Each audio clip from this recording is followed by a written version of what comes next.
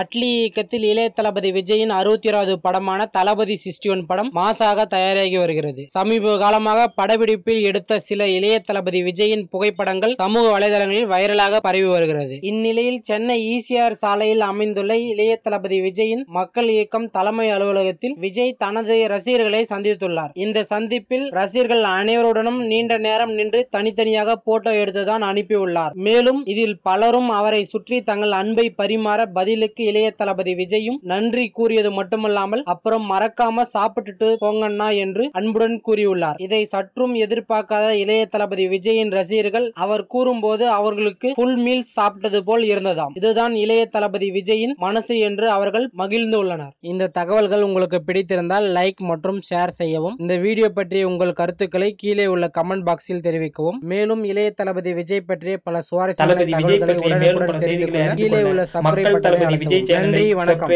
நன்றி, வணக்கம்.